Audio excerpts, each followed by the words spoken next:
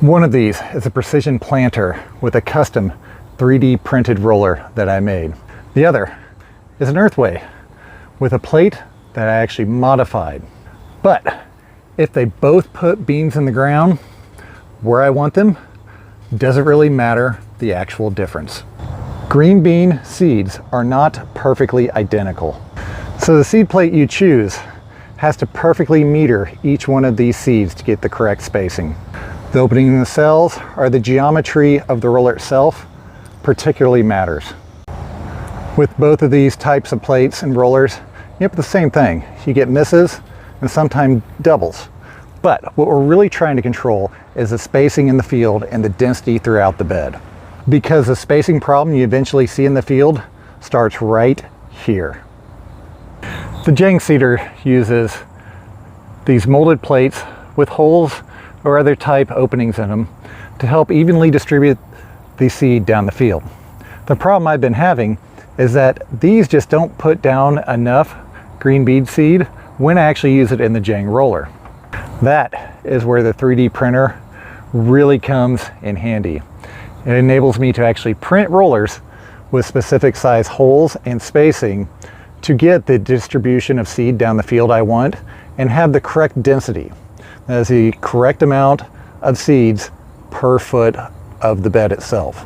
I'm expecting to obtain a density very similar to the Earthway plate that I've modified, but the only way we'll know is to actually test this. So I've designed this roller specifically for green beans. Has a nice lip on one side to catch the seed, and then if it gets caught, it should pop out underneath the brush. This should give me a nice density down the beds that I'm looking for. The way I'll know that this was not the correct way is if I don't get enough seed down per foot.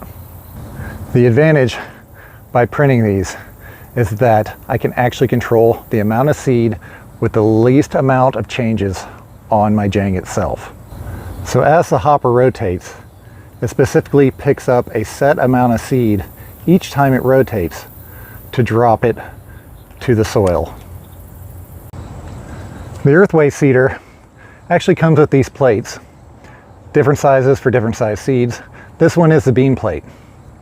It actually has little scoops, so it picks up the seed as it rotates and drops it down a hopper onto the bed. The thing was, it was planting way too much seed. So to solve that, I just put some tape on the back and filled every other hole with caulking.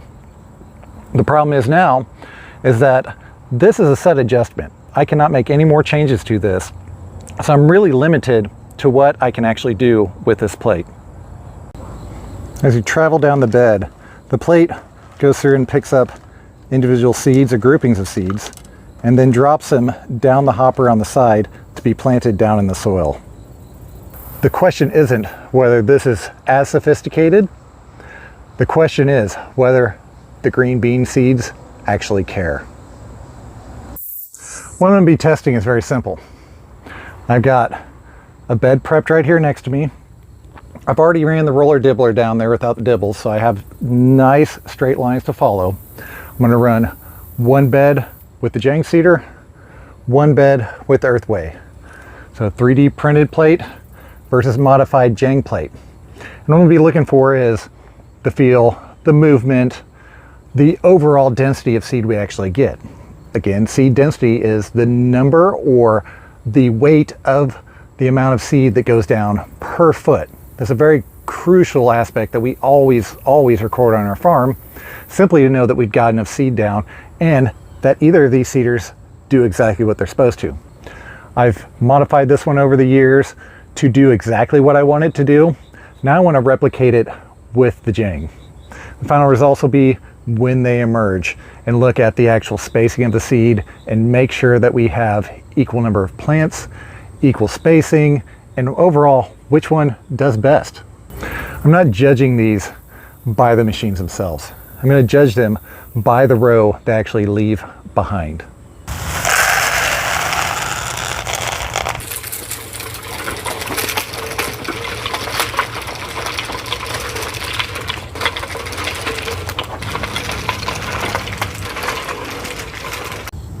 Now this super smooth, super easy, exactly what I expect from a fairly pricey precision seeder.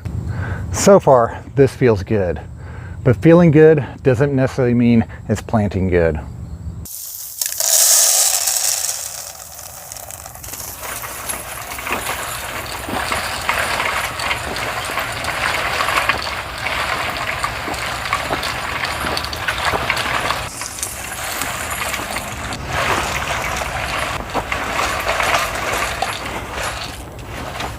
The Earthway felt exactly like I'd expect. It's got a little bit more grinding, a little bit more nuance to it. Doesn't exactly like to drive straight, it kind of pushes around, but it has always consistently dropped out the perfect spacing for green beans on this farm. And this is specifically where I wanted to test them out in the field and not on the workbench. So both of these did a fairly good job planting. Got two nice even straight rows all the way down the field block, and very few seeds that are showing towards the surface. You can see a couple right there in the Jang row, but equal to that, we also have them in the Earthway row as well. Both felt good going down the row. I'm digging both of them, and we'll have to see the results. The one thing I can definitely tell you right now is which one was easier to plant with. What I can't tell you is exactly which one will have the better crop spacing at the end. Once these emerge, we'll be much better able to judge the spacing, whether we've got clumping, even distribution, and how they actually grow together. Right now, these rows look exactly the same.